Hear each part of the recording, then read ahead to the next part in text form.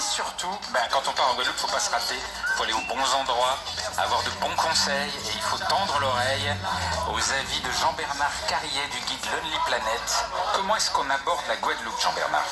Pour moi, la Guadeloupe, au départ, c'était synonyme de bulle. Alors, pas celle, oui, alors, pas celle que vous Confondée croyez. avec la champagne. Il est resté bloqué dans les caves. Non, en fait, je vais vous dire, j'ai découvert la Guadeloupe pour la première fois pour ses fonds marins. Ah, les voilà, du plongeur. Exactement. En la réserve Cousteau, qui se trouve à 1 km au large de la côte ouest, donc de la Basse-Terre, qui se compose de plusieurs îlots. Dans les années 60, il y avait le célèbre commandant au bonnet rouge, Cousteau, qui avait déclaré que cette zone autour de ces îlots était l'un des plus beaux sites mondiaux de plongée et qu'elle méritait d'être protégée. C'était un coup marketing génial. Du coup, c'est devenu un petit parc sous-marin qui a été créé et donc une zone de plongée absolument superbe. Alors, honnêtement, c'est vrai, on va pas se mentir, c'est pas les Galapagos, c'est pas de la très grande plongée, mais franchement, malgré les 80 000 plongeurs qui viennent là plonger, c'est une très bonne surprise. Il y a plein de gorgones, de petits poissons. Franchement, c'est un bel aquarium dans 3 à 6 mètres d'eau, un petit jardin sous-marin, du beau corail. C'est idéal pour les baptêmes. Je vous regarde, Emmanuel, parce que je crois que vous êtes... Oui, non, j'ai pas réussi. Voilà. Vous devriez retourner dans cette réserve Cousteau, parce que franchement... Je suis allée sous l'eau, puis je suis remontée tout de suite et je supporte pas de respirer avec la machine. Retournez avec moi, je vous y emmène. Je suis quand même moniteur de plongée.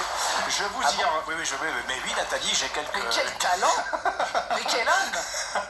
Donc je veux bien vous faire un baptême dans la réserve avec Cousteau, plaisir, parce que avec c'est grand vraiment un Jean-Bernard, endroit avec plaisir. idéal pour les débutants. Ouais. Très sécurisant. Hein. Alors ça, c'est pour ceux qui aiment le côté mer, mais à l'intérieur des terres, il y a le volcan quand même. Ce volcan, j'en ai encore des images plein la tête, une expérience mémorable et surtout accessible, Philippe. 1467 mètres d'altitude, vous l'avez dit. C'est un Ça fait volcan. une bonne petite grimpette Alors, quand même. Hein. non, écoutez, Non 2 heures, ça va quand même. On laisse la voiture au parking, on marche 2 heures. C'est de la Sous un soleil de plomb. Alors, pas au début. Il y a une forêt tropicale, je précise. On est d'abord dans cette belle forêt tropicale. Il y a une super ambiance dans cette forêt. C'est très vert, de la chlorophylle partout. Et effectivement, à mesure que l'on monte, la végétation se raréfie, effectivement. Les teintes changent. On passe du vert très dense au côté plus jaune, plus ocre. Et on débouche à l'arrivée, au sommet, sur un paysage lunaire avec des pitons, des crevasses, des fumerolles qui viennent du centre de la Terre. Et si vous avez de la chance, si les nuages s'ouvrent, vous aurez un panorama à 360 degrés sur tout l'archipel.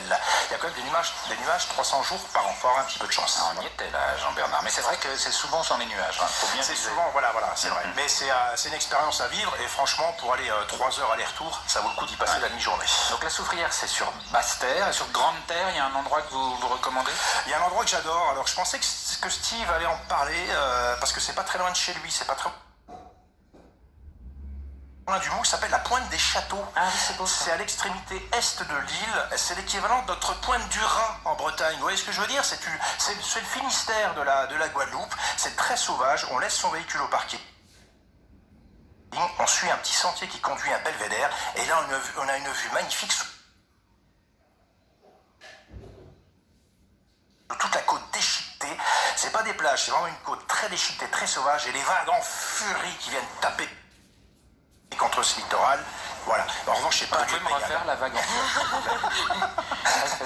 en C'est pas un lieu de baignade, Philippe, je vous l'ai dit. Hein. Et sur la route, il y a des très bonnes sorbets coco. Il y a des très bons sorbets coco, ouais, Nathalie. Non.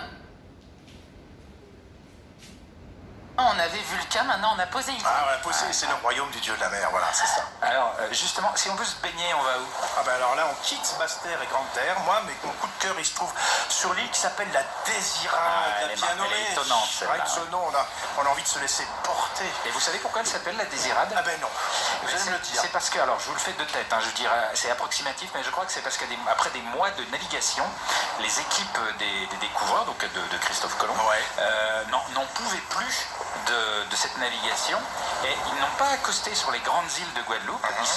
Ils ont aperçu d'abord l'île de la Désirade et ils ont crié ô île tant désirée. Tant désiré. Et c'est devenu la Désirade. Elle le reste pour les gens comme nous qui veulent des belles plages, parce que la plus belle plage, à mon sens, de tout l'archipel, c'est la plage du Souffleur, du sable blond et fin, l'ombre des palmiers, un hamac tendu entre 2 troncs, une petite brise marine qui vient me lécher le visage. Et là, si vous avez une petite faim, une petite soif, ça peut arriver, même en plein farniente, il y a une petite roulotte au bord de la plage. qui propose une fricassée de lambi. c'est Lambi, ça. Emmanuel, c'est un coquillage dont la chair est délicieuse. Voilà. Si elle est bien cuite, sinon c'est vite du plastique. Oui, voilà. Mais ils savent faire ça. Mais il y a des hôtels dans cette île où Il y on a peut y quelques dormir. petites pensions de famille. Il n'y a pas C'est encore grand-chose. mieux. Toute petite, Ouais. très peu Je peuplée. la vois, mais je suis pas allée. Voilà, c'est une grande falaise. Ouais, non, exactement. 1500 habitants, ce sont tous des descendants de Bretons d'ailleurs. En Ah, plus. extraordinaire. Ouais. Excellents pêcheurs, les gens de la Désirade. Il y a une autre île qui vous plaît là-bas? Ben, j'hésite entre les Saintes et Marie-Galante. Alors, comme vous c'est avez dur, parlé de Marie-Galante, je vais parler des Saintes. C'est vrai que j'ai aussi un gros coup de cœur pour cette arche. En fait, les Saintes, il y a deux îles habitées, terre de haut, terre de bas. Terre de haut, j'aime bien quand j'ai besoin d'animation. Il y a plein de petits bars, des restaurants le long du bourg principal. Il y a tous les voiliers qui sont en train de au mouillage, qui se trouvent derrière. C'est vraiment la carte postale des Caraïbes par excellence. Mais quand j'ai vraiment envie de me couper de tout, direction terre de bas, c'est l'île juste à côté, à seulement 1 kilomètre. Là, c'est le calme absolu. Je prends les sentiers de travers, je me balade, je discute avec les pêcheurs quand ils reviennent de leur séance de pêche. Et si je suis d'humeur, je fais un petit tour du côté de la maison de l'artisanat. On y trouve des beaux objets réalisés localement, notamment des salacos. Ce sont des chapeaux ronds tressés que portaient les pêcheurs. Je suis sûr que ça vous irait bien, Philippe. Pourquoi un salaco? Pourquoi moi?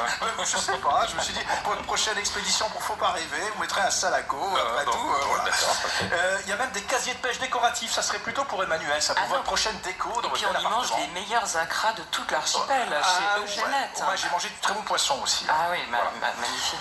Et puis pour Nathalie, Croisé une fois là-bas?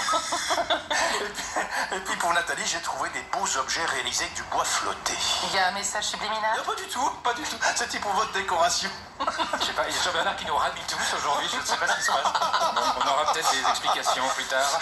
Merci les amis, on reste ensemble pour la deuxième heure de Ici on partait. Dans quelques instants, après le flash de 17h, nous partirons pour une destination en